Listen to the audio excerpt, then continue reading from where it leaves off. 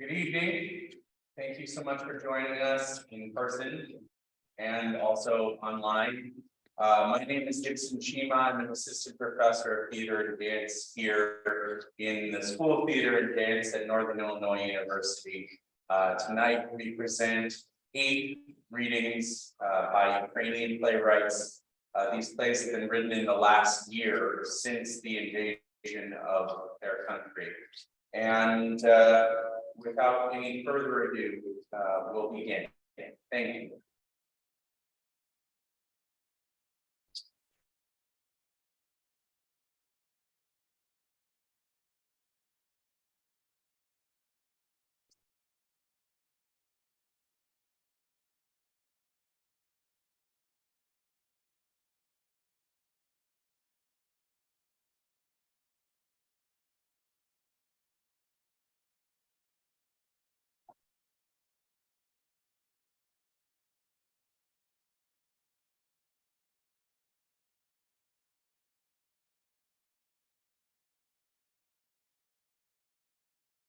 Call things by their names, by Tetiana Kystsenko. A warning. When I was a teenager, my family lived in a small town of Lviv and the Donetsk region.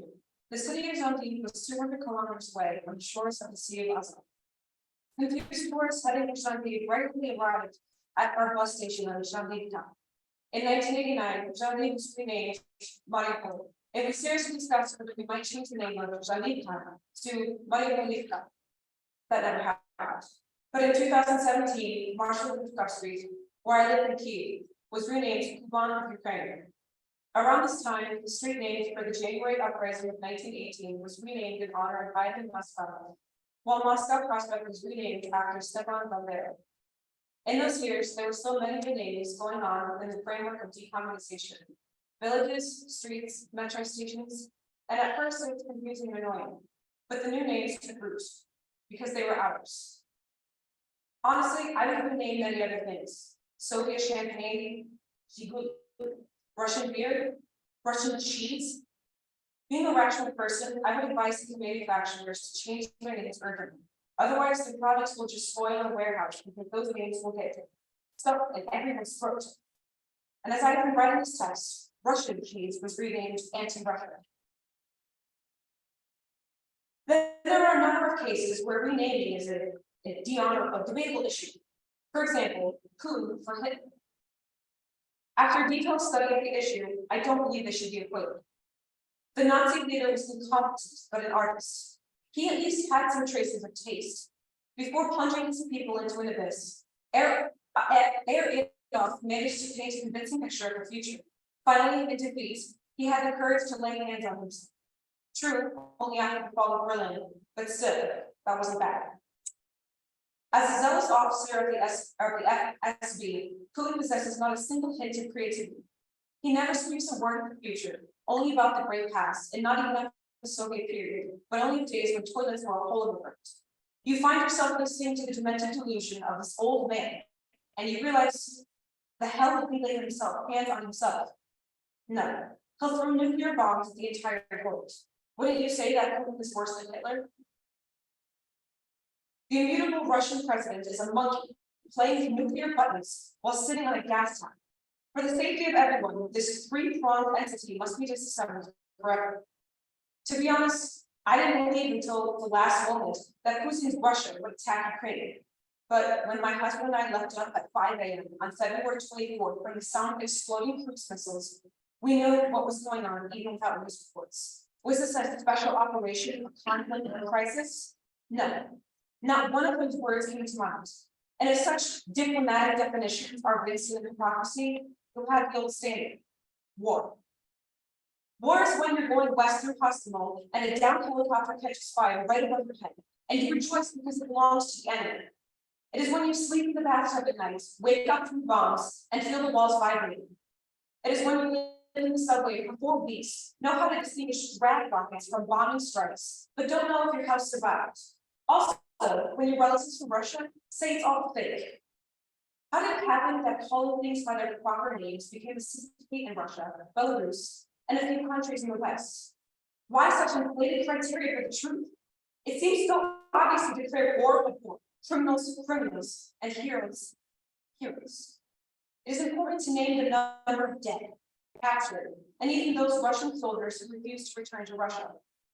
After we try to the crimes they committed, let them rebuild what they destroyed. Then maybe they can remain with permanent resident status if they're willing to learn Ukrainian. Of course, everyone in Ukraine will understand Russian, but will a Russian understand anything here? I remember in 2007, a journalist from St. Petersburg, Sasha, came to work in Kiev for a Russian language publication. For a couple of weeks, he complained how difficult it was for him.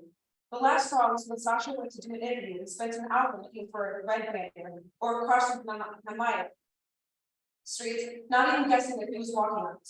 After all, the street signs were a radically different name.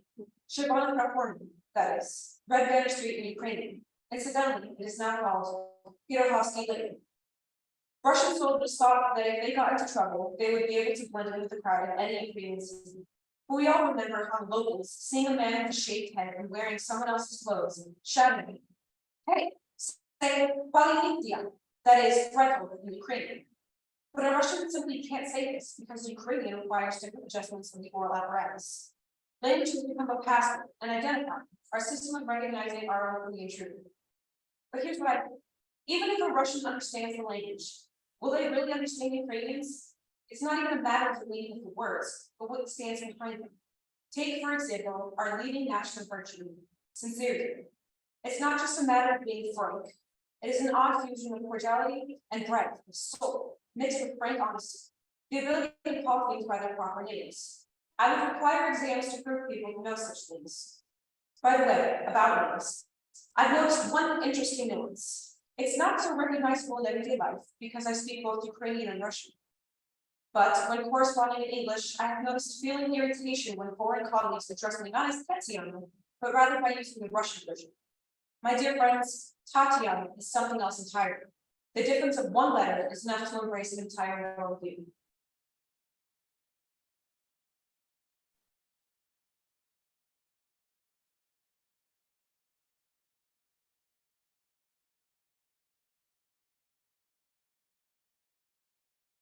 Agreed upon armor-plus military by Oksana Grytsenko. It was around 5 a.m. the war broke out in the Gulf, with nothing under that. At first, the dogs barked, and they exploded were heard. They were firing somewhere from the direction of the headlights. Soldiers ran into my houses, scratching their legs, actively to find a hospital. Some said they were going to school, but no one invited these to it. So everyone went to their houses and decided to sit on their butts. A few hours later, all of us nation roared down the Bay Street before one nation of London. Naturally, the record pros, armor versus operators, oil tankers, and others. All ripped up the mountain asphalt road well to the evening. And over the next day too. Some builders stopped in their cars and headed north. They left on trace, while those remaining north. And it is almost everyone decided to sit on their butts and not get their heads. Especially the checkpoints already set up, the builders surrounded and occupied. Fighting broke out on the builders huddled around their house. Because who would know what we're talking? And here, they were leaving all of them. There's more funny about this. And everybody broke up, and in the morning, they went to work. Those who had to work. Rusted flag and will be flying in constant. The mayor was missing and had to shop and closed. The villagers left the factory bread and flour, containers, expensive parking gardens, barns, or even bathhouses. Meanwhile, at night, 2 gray schools pulled down the Russian flag. The first thing to disappear in those of bread, followed by medicine and pharmacy, then Ukrainian national television. After that, the Russians, in this village, they were always informally called goats or butlers, stripped the mobile communication wires and TV tower, set a tension wire around them. The villagers called us that they're stranded on an island, cut off from the world. They walked in front of the village with their mobile phones, turning them nearer and nearer, looking for a shared line of communication. That did not underestimate the mayor never saw that. There was no the farmer being distributed for free. Because there's no way to leave the clothes to sell it. Out of the producing milk, you can't get thrown milk away. Then our babies became Asian bread. Herd providing vegetables, and other farmers providing meat. The stock was completely empty, so the villagers always be able to get butter. As such, despite all the predictions, no humanitarian crisis they had to hurt. Next, the capital very Ukrainian soldiers. We were found that some were born with broken pain. We're only phone for the line, so no one contact on many times. For the longest time, it was when you spoke, well, not a lot of it. But finally, increasing the Moscow patriarchy swayed to a lot of one. There was just only one big question of those. People carried copies of flag down Main Street. The one next to me at London. The one on us to road, question goes on after the goes. They buried the bodies in the bottom. Arms with their company and upgraded one by sun. Unknown to time to the Ukraine. The ghost walked all the different vehicles, moving slowly throughout the countryside. They did not want to quit. Try not let the voters be done.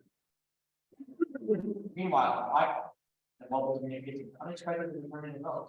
Russian channels ran out TV. The voters had long satellites. So they watched whatever they wanted. Naturally, the government itself on the internet. And on the internet, people were writing that Ukrainian flags were flying surrounding the mountain villages. That people were capturing ghosts in the bush. Revealing the armed personnel carrier and Ukraine every day. They'll describe their heads and above the line. The next day, they took flag and placards and looked for ghosts shouting, "Lord to Ukraine." Yeah, everybody all about this, you know, to eye. What the hell is ghosts doing here anyway? Nobody hard to see these things. This is Ukraine, after all. There was never any love lost for the ghosts here. At first, the voters opposed to City Hall or not, but I think are not here. Only the one here. Stick with the theater. Disappeared now. So the voters headed for that new hold on our line street, the Woodford House. They find their attention and armor for smoking appears in the post on the close out. There were some of the voters about us and ghosts. Both sides were those here. The voters covered their hands with them. First out, decided who is it you? So let's keep on here. The men and folks leave. Those who are not heard what was good. So sometimes they were trying to go home in Ukraine to go home and like the ghosts. The ghosts refused to come out of the ocean. But the actors climb up in the armor of smoke. They jump up, shout, and wave the flag in the bridge. But nothing but real. Eventually, two big souls solemnly keep all over. The ghosts were not moved until they all went home. Because they're already eaten. Saying nothing, you have to think about that. But this was already the 10 days out of cases. And not a single person that buildings heard, you will let this in one.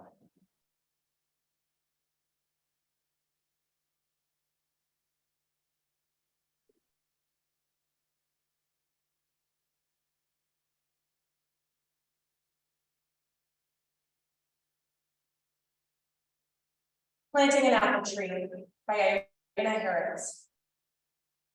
Dwarf breeds of apple trees. They take up less space and they match my height. They bloom and smell wonderful in the spring when I can approach them and smell their blossoms without climbing up on a ladder. In the fall, I will collect their sweet fruits. Sources on the internet say the trees will bear fruit in the 3rd year after the seedlings are planted. I'll wait.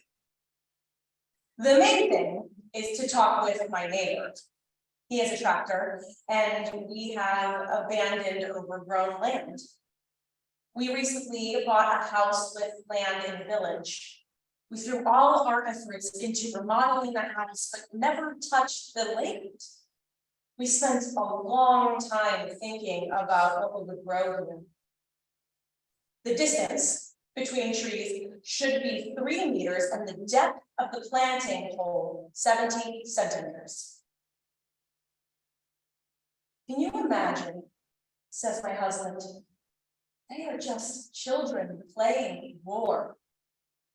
We stand calmly on the starry night and suddenly we hear sirens, an air raid alarm, drones, men shouted and began running to their cars all over the village. I say, people, those are stars, twinkling stars. The voice corrects me. Drones, they're moving. I found an article in Wikipedia for them about the twinkling of stars and I dropped it in the general chat of the territorial defense. We'll see what they write now. My husband laughs and hands me a phone with a chat open in Viber, where the men from territorial defense check their duty time, their team, and share the news. In fact, I'm ashamed to go to our neighbor and ask point blank, will you plow our land? Of course we pay you.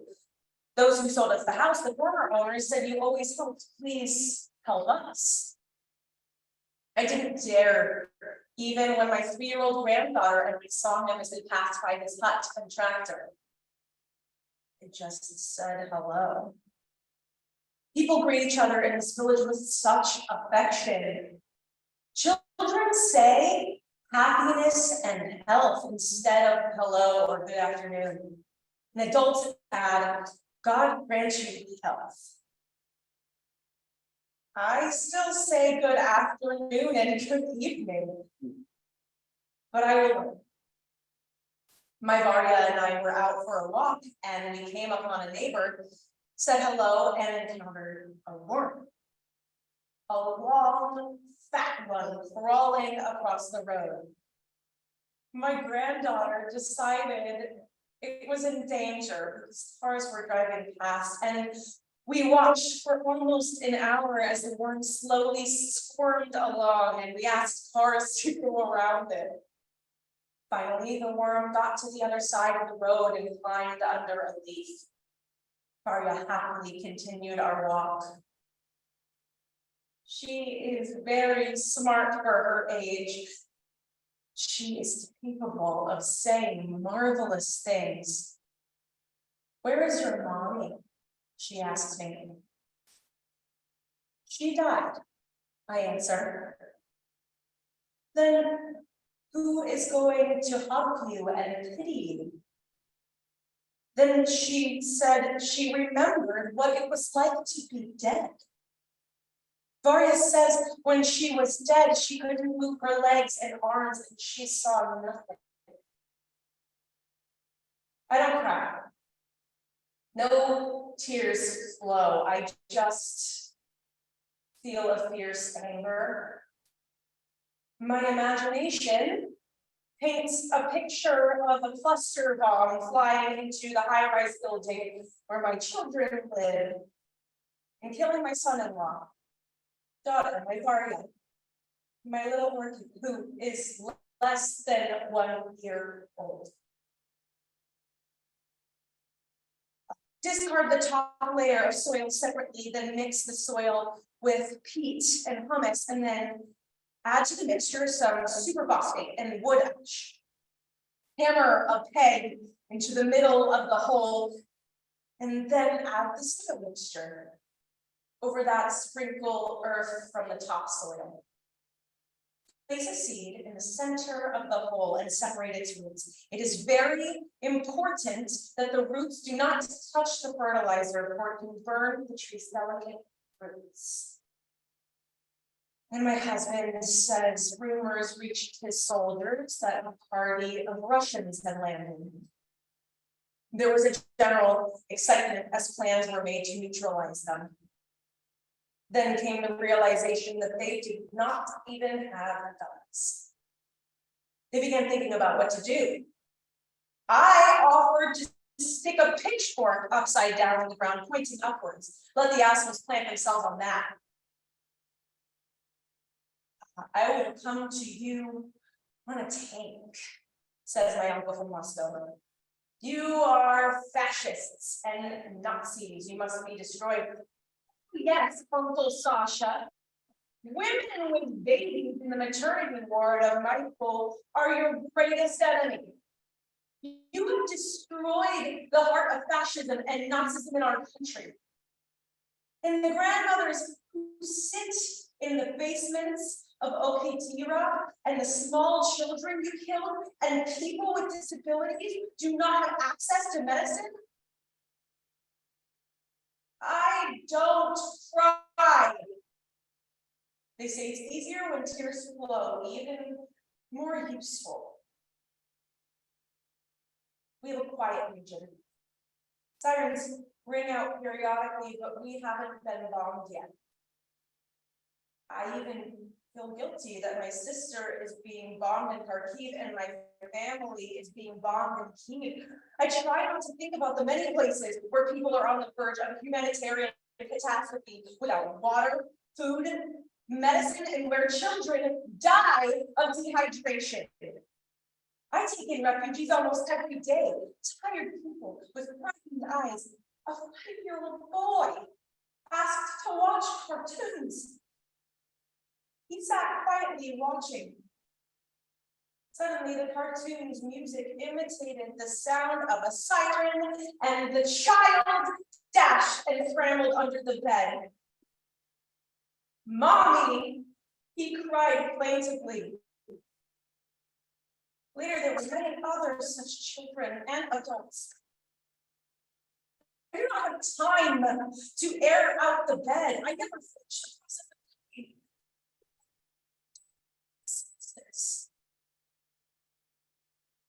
Fatigue. I do not cry. No tears flow. After planting it in the ground, you tamp down the soil around the seedling, and at a distance of ½ a meter from the trunk, you build a ridge around it 15 centimeters high. In the resulting depression, you pour in 25 to 30 liters of water. I'm ashamed to admit it, but on the first day of the war, I had diarrhea and was sick to my stomach. I thought I had been poisoned by something. I thought if a bomb flew into the house, I would die awkwardly, pants down on the toilet. Silly that. The days go by. Years. Seems like a peaceful life is something distant and unattainable. But I have an abundance, patience, and anger. I also have an abundant supply of pills that I cannot live without. And if they run out, I will die a nasty death over a period of 3 months. The internet says I'll eventually just fall asleep. At least I'll finally get some sleep. I don't want to cause problems that might make my relatives worry. I do not want to be the weak link, a burden if our city is surrounded. I do not know how people live with my diagnosis and without pills when surrounded by an enemy. Be patient, my dears. Be patient, we will win. I try not to think about those who need insulin. Their situation is much worse than mine. They don't have 3 months left. Since the root system in this kind of apple tree brings to the surface. Today, again, diarrhea and nausea. I just went to vomit.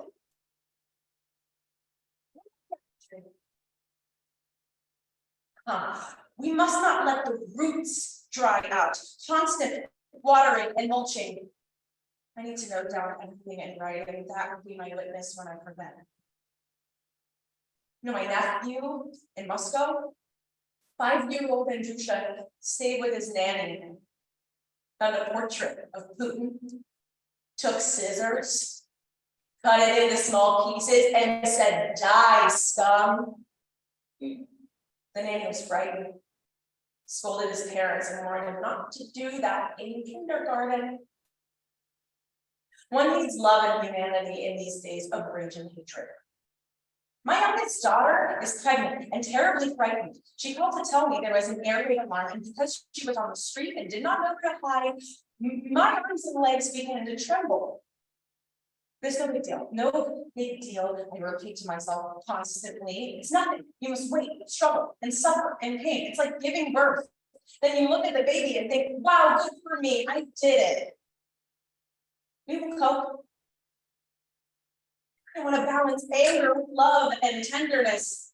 My pregnant Dasha picked up a little mutt named Bun at the shelter. Bun entertains my child and released some of the anxiety. My husband and I also picked up a dog, Squirrel. We love our little one, although to be honest, she looks like a little bat. Most important, the formerly homeless Bun and Squirrel are full of loved ones. You need balance. My grandmother, who is half Tatar, was supposed to inherit a huge apple orchard from her Tatar grandparents. She didn't. First, the Soviet government took away the apple orchard and destroyed the trees. Second, even if she had managed to inherit it, she would not have been allowed to do anything, acquire a profession, or earn a living. I think. Could it be my fault the war started?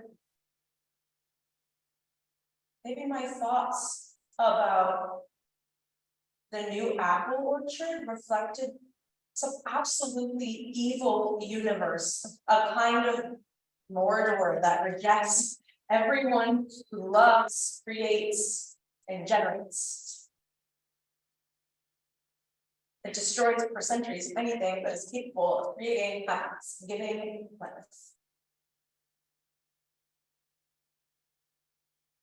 When watering the apple tree, take care with the supports under the fruit-laden branches.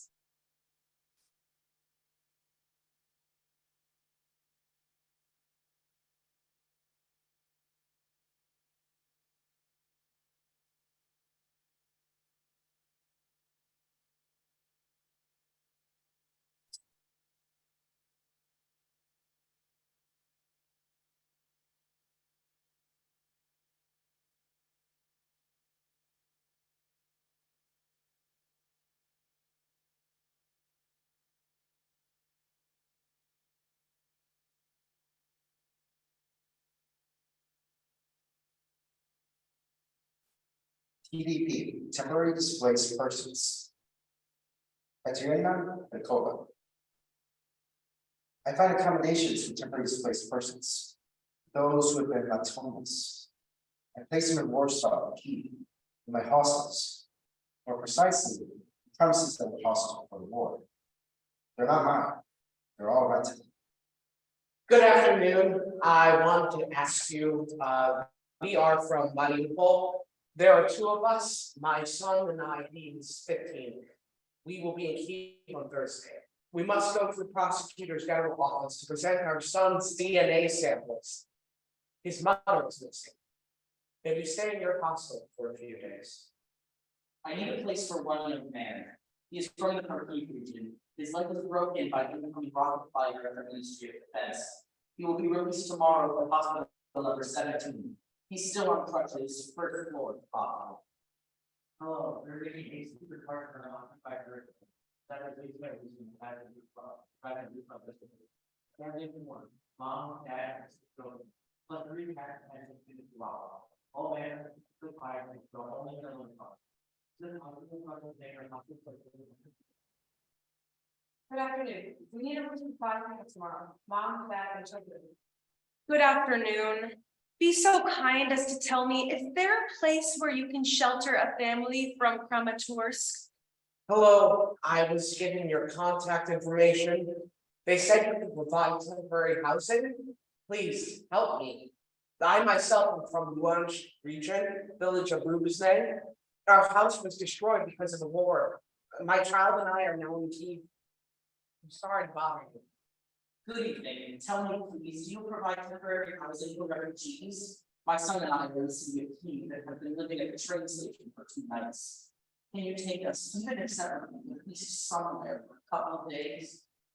The hostel is located near the train station. You can. I'll take you if I can.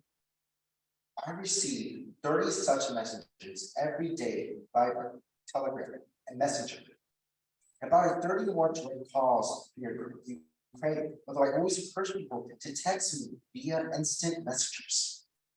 I feel terrible when I have no place to put them, but they keep calling and calling and calling. Tomorrow, my parents will be leaving. My father had a stroke and practically did not walk. My mother has a bad back. We have no relatives left to keep.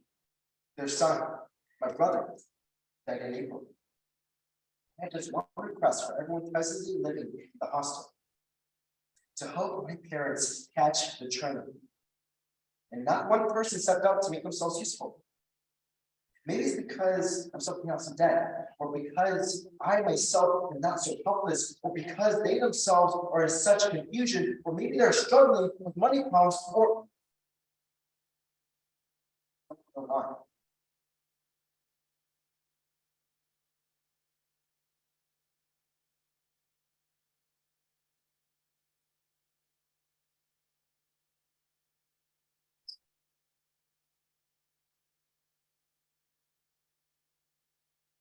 We're gonna take a 5-minute intermission. We'll come back and have 4 more plays. Thank you so much. Please stay with us.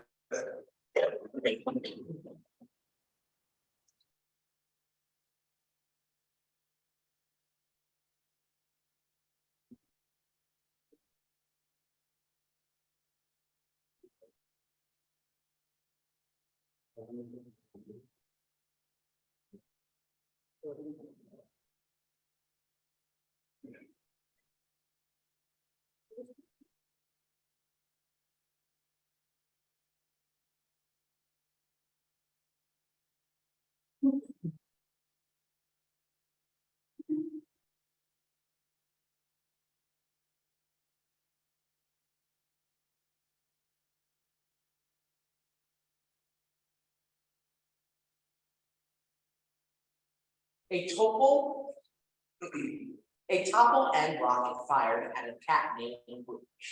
Lena Lagushonkova. In the basement, my husband showed me a photo of a Topol-M rocket marked with the letter Z and said it is coming at us. Topol-M, the Topol Arsenal 2 p.m. is a strategic complex with a solid propellant 3-stage ballistic missile. Charge power 0.55 megatons. Then he fell asleep.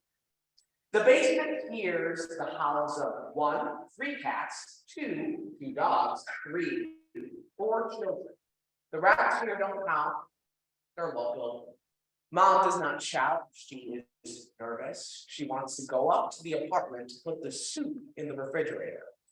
A rocket lands in the neighboring yard. It did not land there on purpose. It was shot down. But it's unpleasant all the time, all the same.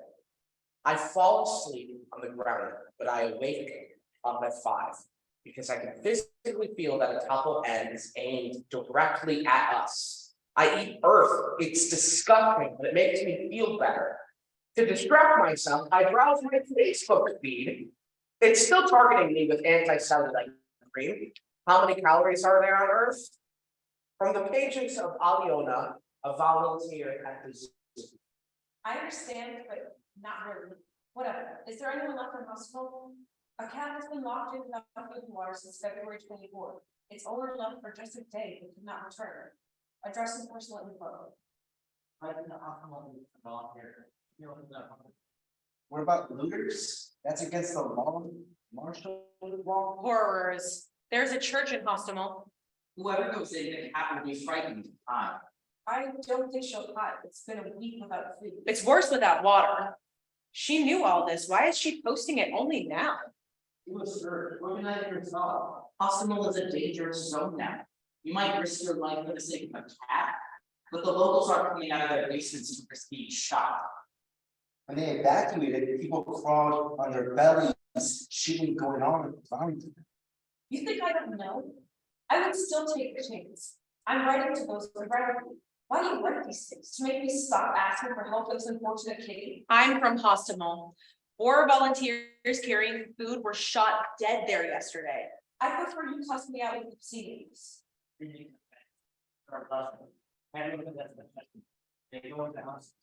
are people in the basements. I'm looking for people. Alyona, don't be angry. It's out there. Shooting, explosions. There's no food, no water, no light, freezing temperatures. I understand, but there must be someone nearby. Just open the door. You can't pass by silently. What about the shelter in Oregon? There are battles going on there. That's impossible to move there. Everything that moves. Hello, I heard what the mayor said about the beginning of the evacuation. Perfect. My cat's there. Brooch. I'm alone in Poland. Please take my cats. I can't. So you left your cat to die, but expect people to stick out their necks, right? You piece of shit. You should have taken it with you. You don't pay yourself. They take them all in, even the Russian ones. Bitches. For every Russian one taken in, a Ukrainian one. But the mayor said, you can all get out. This is the last trip out. I blocked it back in Poland. Who?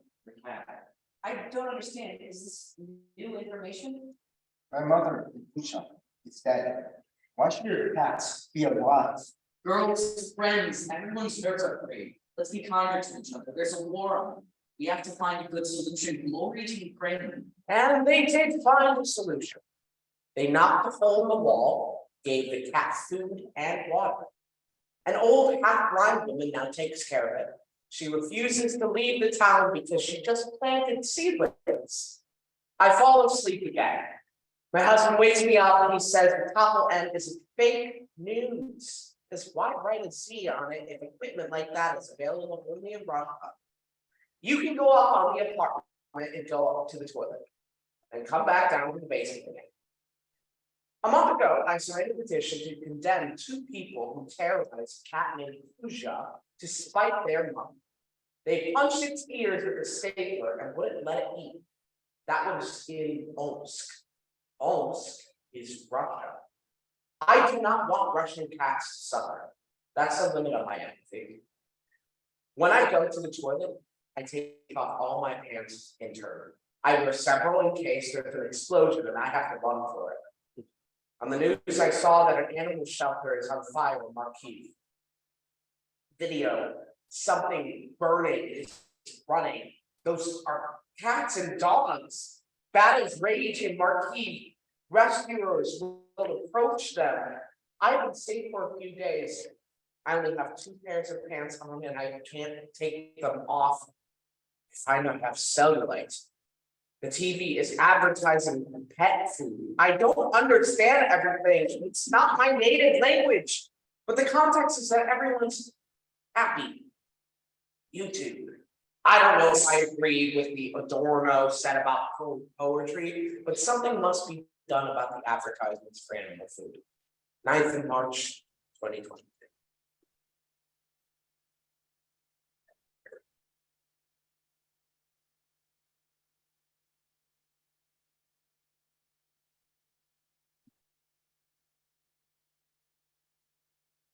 Three attempts to improve daily life by Maksym Kurochkin. So, because of the cold, dark sky, the expanses of the Topol-M, that endless span of the forest, resemble northern climes. The stove in the big room is broken, and so not as to go brain dead from the carbon monoxide poisoning, we go outside to hang around. I'm going to see the neighborhood Tanya for some play. I bring beer out home for support. Tanya explains convincingly that the soil in the village is too sandy. We'll have to go to the neighboring village. And she smiles at her moment of folly and pulls out a plastic bucket of fine, vicious clay. I tell Birov we only got the clay because of his mustache. He doesn't object, but he doesn't acknowledge the topic either. He clings to his own thoughts. Birov is the Ukrainian form of the Hungarian bureau, which means judge. We've been together since day one. He's a friendly, conspicuous, loud kind of guy from Western Ukraine. He never gets especially close to anyone who cares carefully for his body and practices yoga. He pours himself 100% into everything he does. Sometimes I want to say, oh, don't worry over things so much. It's all a delusion, an illusion of relevancy. Of course, I say nothing. I add sand and water as Tanya instructed me to do, and I knead the concoction. It can stand until morning. Our battalion is stationed near Chernobyl in a village the Russians failed to reach because of the lack of normal roads. Actually, there is a road, but even we search for it for several hours, constantly bogging down in the sand. When we get stuck for good, 2 massive enchantresses emerge drunk from the furthest house down the line. They watch us as our driver struggles with his bare hands to untangle a cable wound around the front axle of the van. It's cold, I'm shivering, and the women offer advice. Finally, having seen enough, the elder of the enchantresses brings us a crowbar. By morning the next day, we have already managed to settle into 2 abandoned houses and to clean up a third. We carry out bags of rotting grains, swabs of glass wool, discolored leftover food, sweaty sweaters, numerous cans of expired canned goods, and dusty dried up mice. We put up family photos on a shelf. The village head says the owner will not return. He took a job at the product prosecutor's office in the neighboring country, the bastard. Our medic lights a fire, instantly chasing everyone into the street. Smoke billows through the holes in the chimney, don't even dream of getting warm. I ask, who has experience repairing stoves? Nobody answers. That's a sign. I go to our neighbor for clay. I bring Virov along with me. Then, as Tanya instructed, I add sand and water and I knead it. It's dark now. I'll start building the stove tomorrow. I have a notebook and 2 paperback books with me, but the IKEA heat candle doesn't provide much light. I prop up a regular candle for my volunteers packed in a mug filled with fresh grain. I can read now and sleep in 5 minutes. In the morning, the voices in my head begin overwhelming me. All kinds of circumstances can interfere in the career of a stove builder. I prepare for the potential disputations with all my doubters. The skeptics all froze during the night, and the stove is my responsibility. The foundation slid to the side, the chimney snapped, and you can put your fist through the cracks. I fill the crevices with broken bricks, but still I quickly run out of clay. The voices of my thoughts grow louder. They won't let me think. I need to find the villageman again. Fortunately for me, he's drinking coffee outside, watching the Kystsenko brothers build a modernist toilet. Limping, the local community leader, leads me to a vacant lot, and there, amongst a heap of houses, he shows me how to extract clay from beneath the remains of other collapsed chimneys. I filled in the cracks, but my access to raw materials has awakened new ambitions. If you look closely, you'll find bricks that can be freed from their smooth whitish border. I suspect that's how they can be loose. I tried breaking the bricks off with a knife, and it turns out not to be so difficult. 2 hours later, I'm dirty as hell, but almost happy. With each tub of soot I remove, the people of my inner voices gradually quiet down. Our cook Benyo was the first to find out about it. No one believed him. The next morning, I lit the stove, confirmed that all the smoke was rising into the chimney, and managed to warm my hands. Then we loaded our ordnance into the Shishka, our gas 66 transport truck, got in our vans and headed for a new location. The trench. Virov tells me how he toured America with Air Krishnas. I responded by telling him about New York, sandwiches purchased on Houston Street, and the grilled ribs that Mexicans make in Austin, Texas. It's almost mid-May, but the wind in Wisconsin is cold, and it cuts like steel. Virov and I took a trench. We're frightened to spend another night in the open air. The earth is gooey, and we dig down slowly. We hide beneath the trees when a drone flies overhead. As we were decamping to our positions 2 days ago, we misplaced a sack and shovel that we had brought all the way from Kyiv. Now it has come back to me, even if it is quite blunted. I am in great spirits. The universe is under control again. We have incurred no injuries. We are fortunate. We are not pencils. We are kings. We call our position customs. We are on high ground, although sometimes I think we are at the lowest point of Earth's giant basin. Above us is the forest, whence come drones and mines. Above us is a valley where multiple rocket launch systems do their work. There is also one of those waste dumps, a terry pump in a distant mine shaft. We have been manning roadblocks for so long, waiting for real work, that now we don't perceive reality with full adequacy. Explosions for us are like movies we expect to see. We are pencils, barely trained members of the territorial defense. We are not merely surrounded, we are not merely at ground zero. We are present where the Ukrainian army has not set foot in years. We walk around our position standing tall, lively, and cheerful, although this territory on the maps is marked in the colors of the enemy. Our esteemed Troyans returned from the village with a backpack full of food and water. Things are looking up. Someone is even brewing coffee on the gas burner. Virov plans to write novels and make films. He is full of ideas and observations about life. I finally have a friend I can hang out with all night long. He's funny and frank. I mark the outlines of the future trench in the ground. It will be the best trench in the world. Over the stove, I will fix a magnet of the folk hero Kyssenko, which I have carried with me from the first day. The trench will be cozy and cheerful. I dig and dig and dig. I get a little overheated, so I remove my police jacket and hide it under the bush. Oh, how I regret that. Days. They started pounding us around noon. They pounded us right out. Christina's room. I am asleep, but my eyes are open. I peer to the woods on the other side of a small clearing. 3 days have passed, but it will take the rest of my life to tell them about it without resorting to lies. I see Vera wherever I look. We keep talking, even though it's been killed. They drove us out not only from our bad position, but from the center of the village too. We are waiting for a new offensive. We have not been rotated out. An hour ago, I contrived a way to reconcile myself with what is happening. Crouch down on the ground, not as swords are taught to do, but rather the way a woman does in the famous painting by Andrew Wilder. Except I keep my back straight and my hand rests on a polished GINO. This way, I see everything in the world, not just in my sector. I'm ready for everything that might happen. The voices of the people in my head are finally silent. I crouch under a tree, snapping off acacia twigs that I can reach with my free hand, and I plant them in the ground. It's judicious. It is camouflage. It increases my chances of being the first to shoot. This now is the height of my ambitions.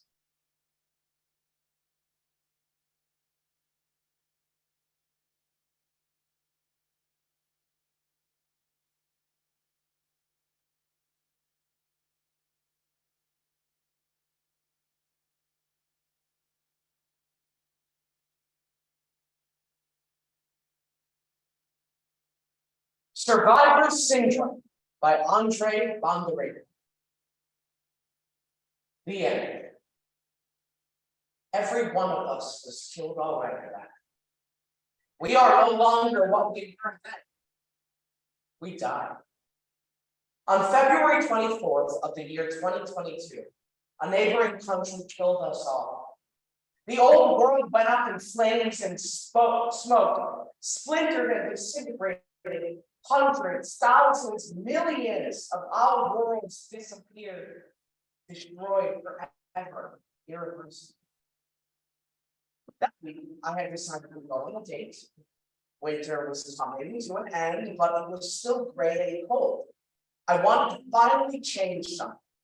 We made a date for that day after tomorrow, February 24th, the year of 2022. We were to meet in the center of town, sit at a cafe, walk the streets. The day after tomorrow never came. Something else entirely came about and ruined that day. You think you want to go for a walk? There was no city in which to meet and have coffee. There was no more streets. Something else entirely happened. Other lives of other people now. We'll have to become acquainted again. Set a new date, meet at another time. Everything will have to be reassembled piece by piece. And the pieces themselves will be completely new. But when will that be? Who will I be? Who will we be? Where will we be? What will the purpose be? The apocalypse has come.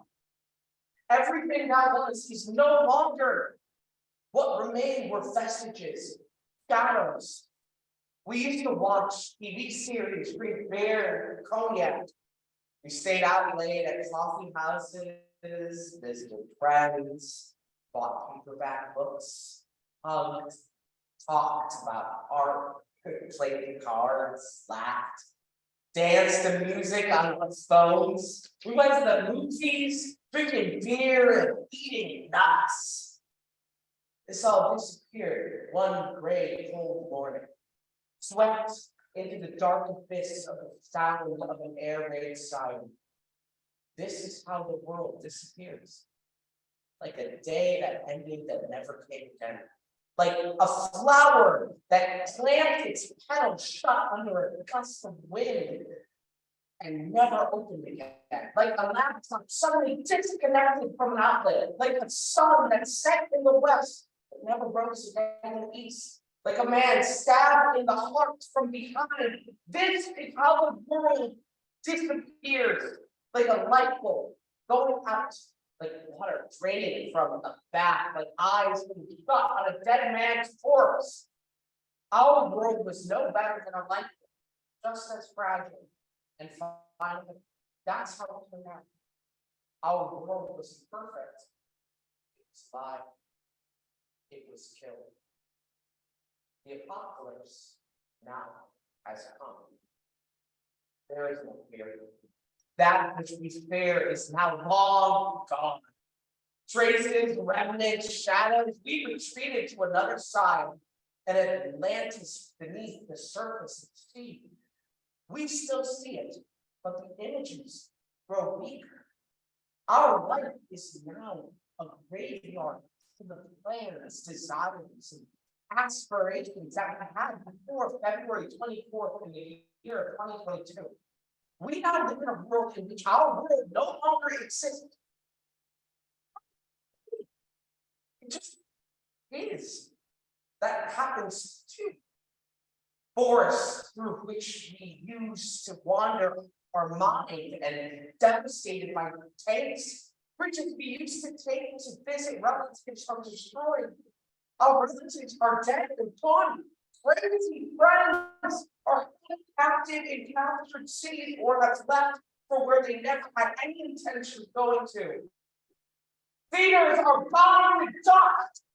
Theater actors guard with machine guns in hand.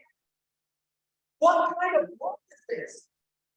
This is a world of war. It's something that cannot be ever, but it is. How can we be? Not. We live in a world that cannot be.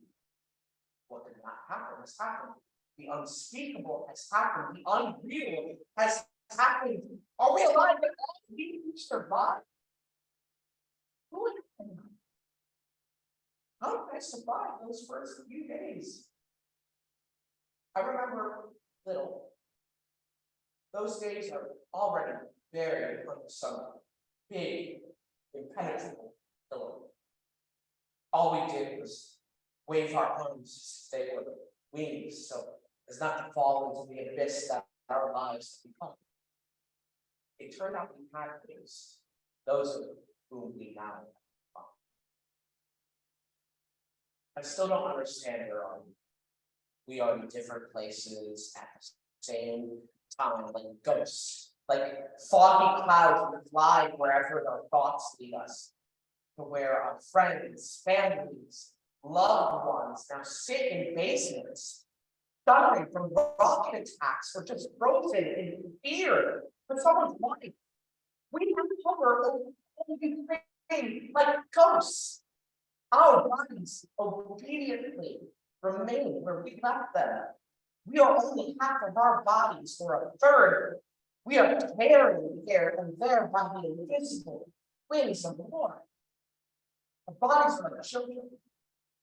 We command them to be polite, obey their elders, sit still, back with this backpack with the documents, carry us onward until our thoughts and souls carry us to those who are dying beneath the bombs. Where are we? Our places and spaces have been replaced, spread out, confused. Train stations function, but they're not longer. And in train stations, cafes function, but they are not cafes. People sit and drink, but that is no longer drinking. A drinking friend called me recently. He was sitting with another friend. His friend had a pod. They got drunk. My friends got very drunk. Sat there drunk and happy, listening to music on his phone, remembering funny stories, and there he went home and suddenly woke up. He remembered dark, empty streets surrounding him on all sides, and his windows taped shut. A territorial defense patrol stood under the bridge. My friend called me. What should I do? He asked. I was drunk, I had fun, and suddenly I woke up. There's a war going on. It's very scary. There's a patrol under the bridge. What's better than these and funny stories? And there's a war going on. Don't worry about it. Just hang up and go home quick. Or you start in 5 minutes, you'll be stopped by a patrol and you're drunk. Damn, he said, curfew, and I was so happy half an hour ago when I was drunk. Go home quick, I said, and don't drink anymore. I won't, he said. I'm God. Those who have no tomorrow should not drink vodka. It's pointless. After all, your hangover will come today. It won't be postponed to the morning. We have no tomorrow. We have no tomorrow. There is only one big, swollen today. Heavy gray, swollen clouds spread over the entire horizon in all directions, filling all the cracks. No matter how much you drink, you'll still come back to this today. Nothing lies behind the gray clouds. The road to the future is gone. It must be found again, just as we look for light. For nothing. Finding your future is finding your future, nothing more. Who knows how important? We must learn this from zero, from scratch, from the emptiness of the day's eternal gloom.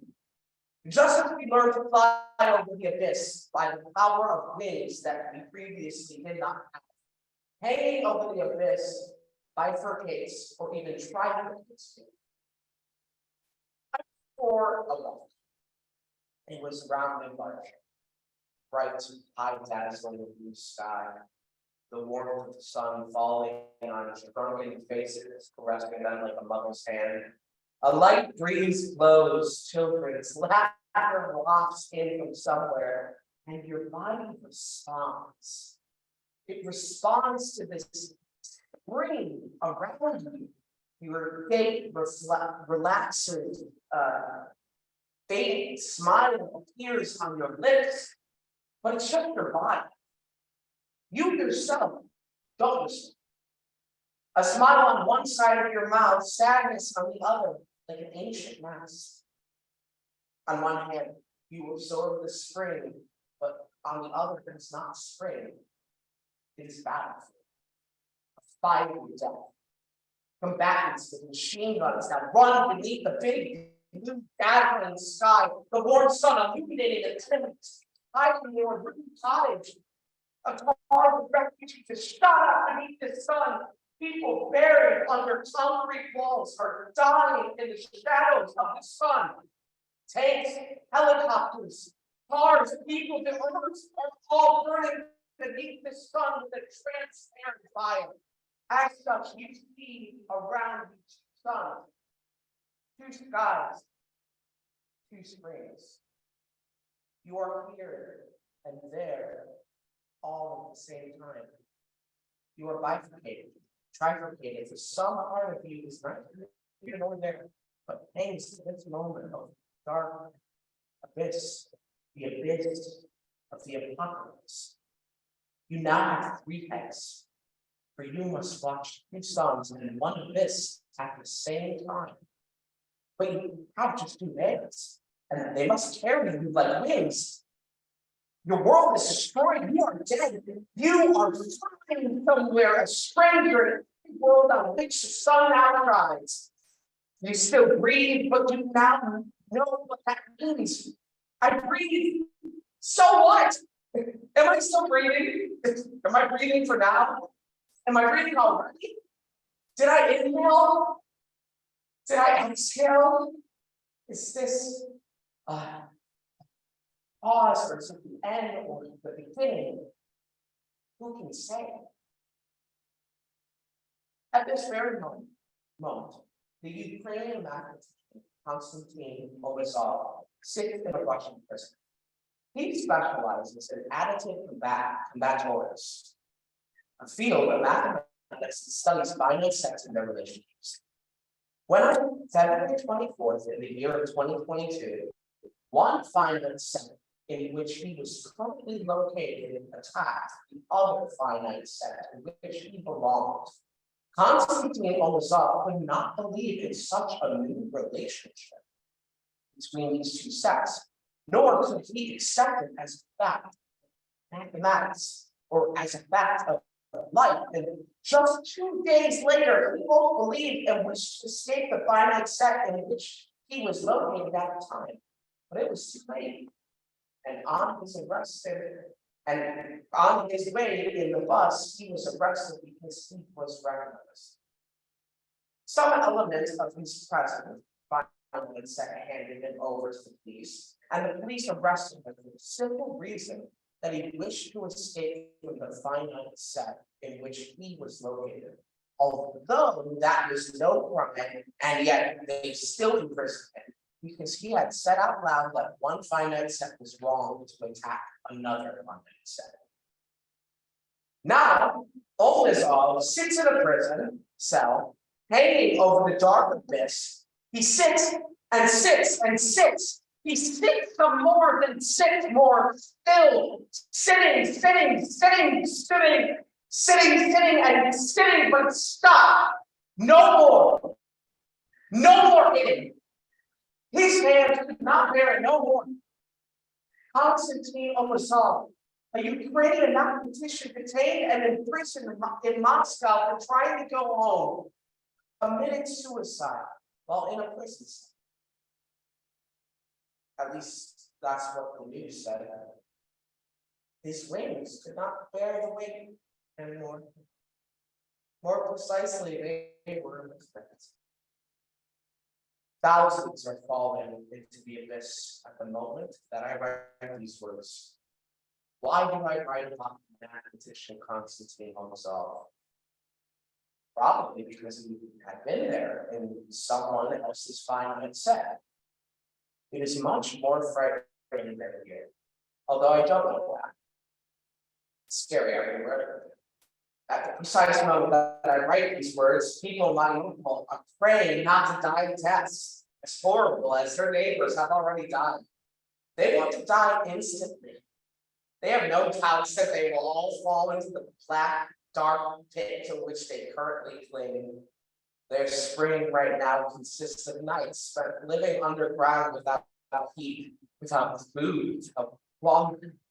This spring consists of days of death under bombs, days of burying corpses beneath the entry to a high-rising building.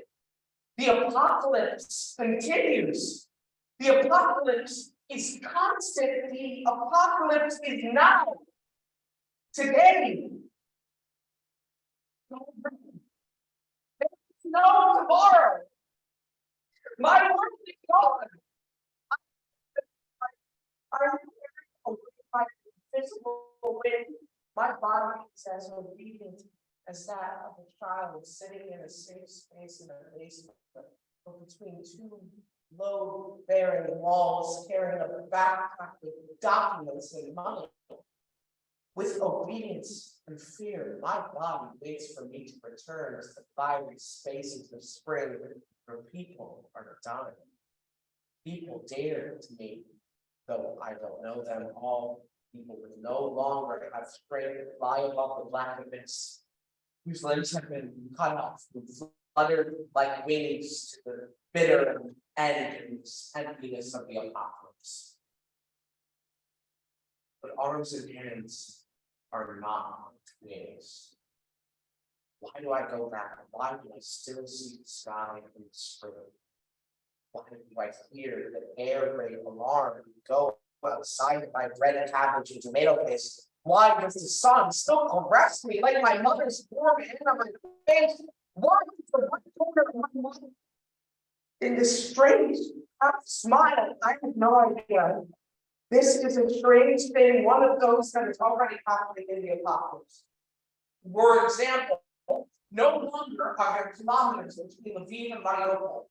1,250 kilometers. They are corpses. The distance between Lviv and Mariupol is 1,250 corpses of civilians. That is only according to official statistics, which always underestimate everything. So as not to talk the apocalypse, so it's not the who died. In fact, there are many more things. We understand perfectly well, but I do not tell that to my body, which obediently sits where I tell it to sit. The body does not need to know everything. Let it think it is alive. But I know a terrible secret. We are not alive. We are flying over an abyss, for our world is killed, and we are carried here and there, invisible winds blowing between life and death. I can move my body where distances are still counted in kilometers. It is still spring, not a fire in battle. But the hot winds will reach me there too.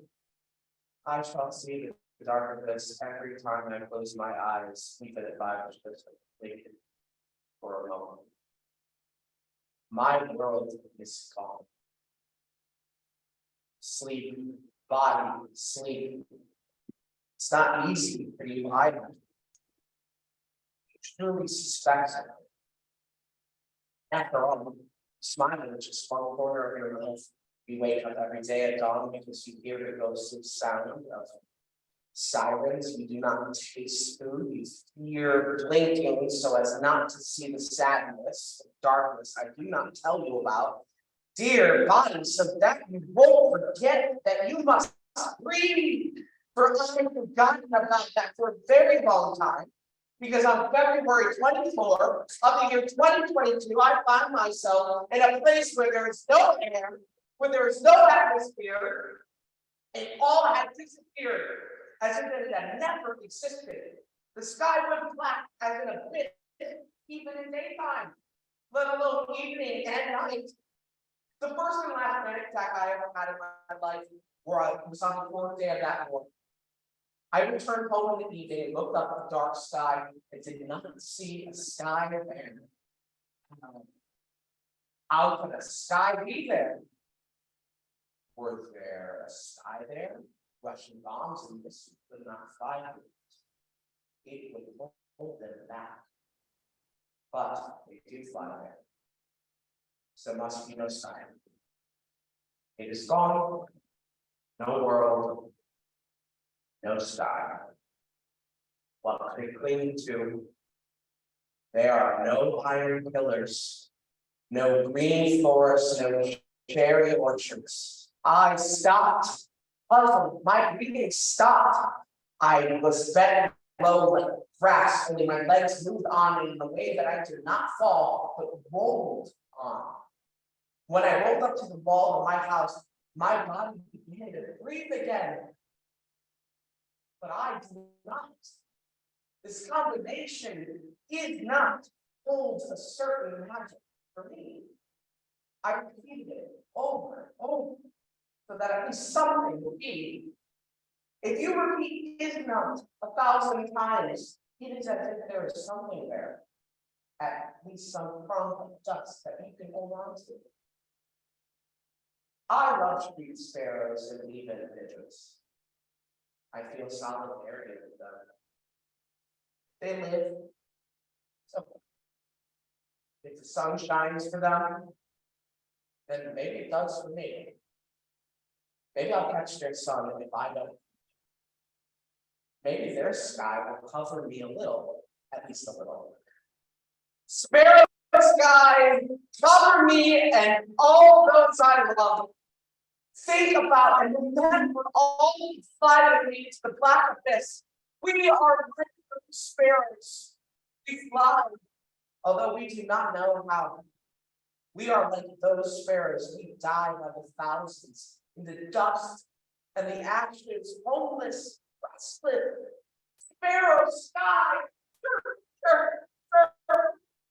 Memories of those who were and died still swirl about like dust. But there are fewer and fewer of them. I don't remember living the first 3 days of the war, an impenetrable pillow. That is, I know how. I sat in front of the laptop screen, unable to break away from the news. I posted hysterical appeals on Facebook. I called people. I questioned and asked important information. Forced myself to fall asleep again. listened to the siren of dawn, started to read and immediately threw the book away, experienced despair and love. I know it, but I do not remember. What about who I was before the war? I don't, but I don't remember. All I know is that it was someone else. He went to the bathroom differently, lived in my house differently, spoke differently, looked out to the window differently. He was, and he disappeared. God be with him. I haven't had time for him now.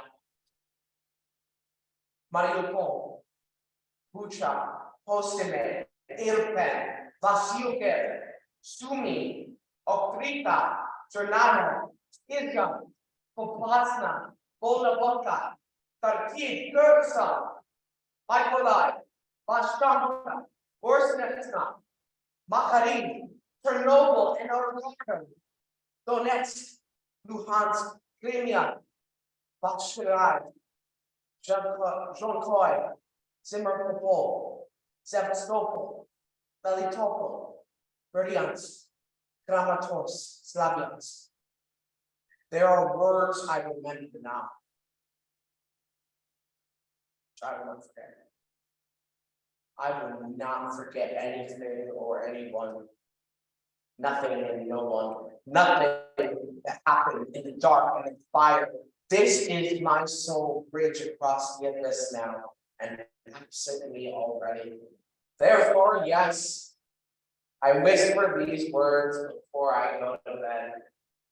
Mariupol, Bucha, Postame, Irpin, Valsikev, Sumy, Okrita, Chernaya, Izyum, Poplasna, Volnovka, Kharkiv, Kherson, Mykolaiv.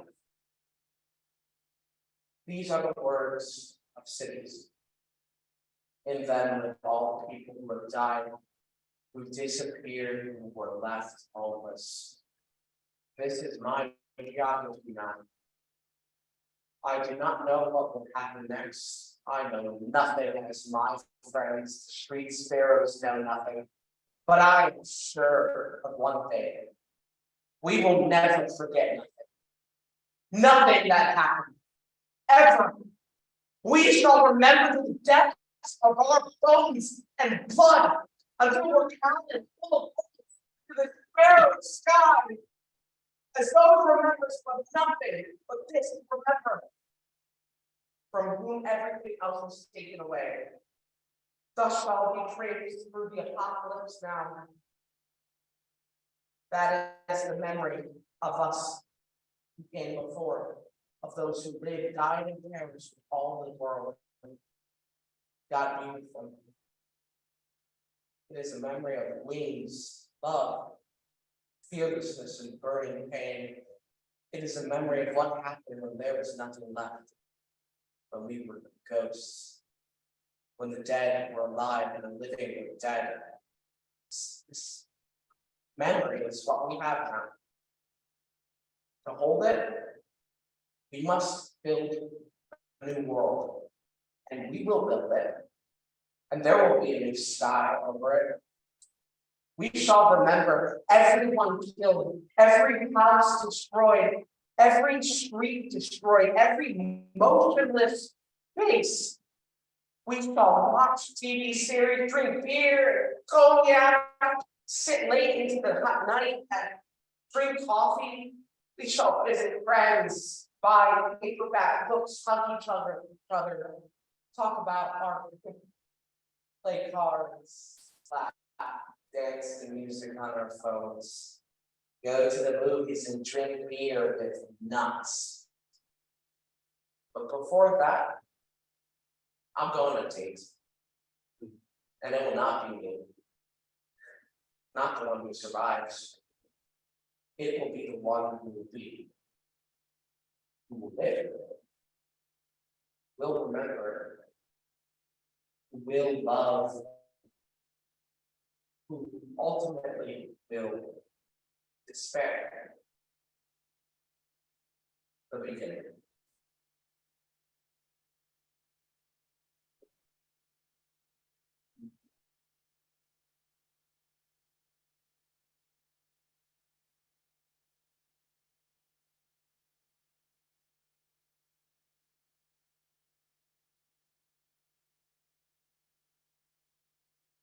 How to talk to the dead. Anastasiia Kosodii. Yesterday, I saw four photos of Ukrainians who were killed by Russians. The first was a gray-haired man who's being lifted on a board from a mass grave. His hands were down to his calves. His chest was swollen. The second was a woman with long dark hair and a red jacket. Her arms were crossed on her chest. Lilies in the valley rose up to the right of me. To the left was further plowed by explosions.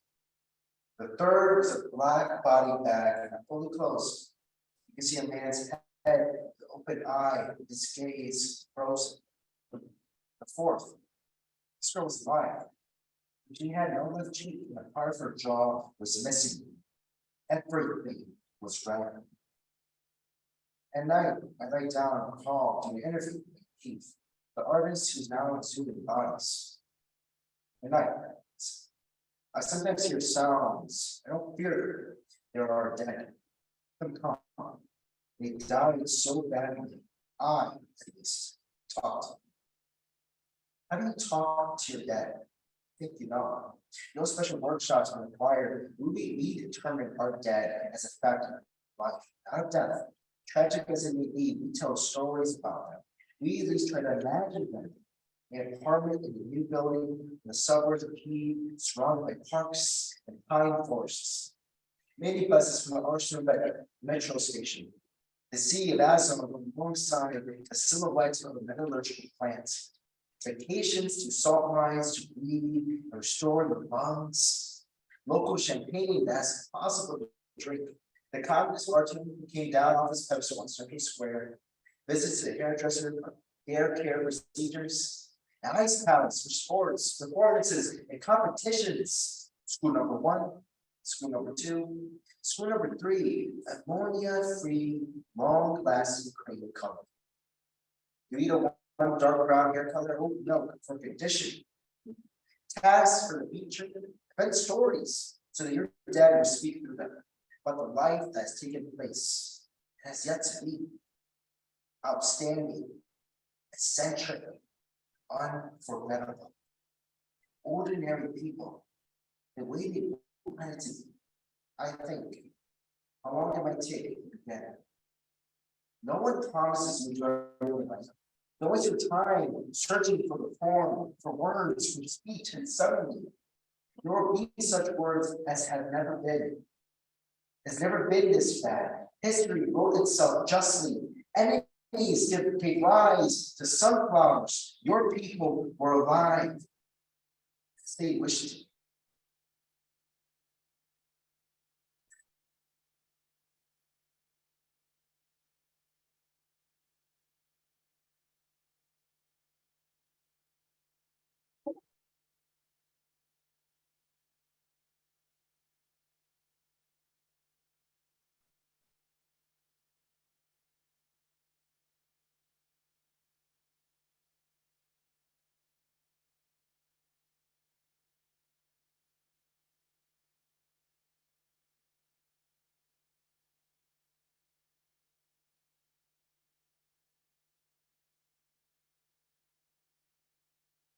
Thanks so much for coming. Thank you all so much for coming, and please do make your donations.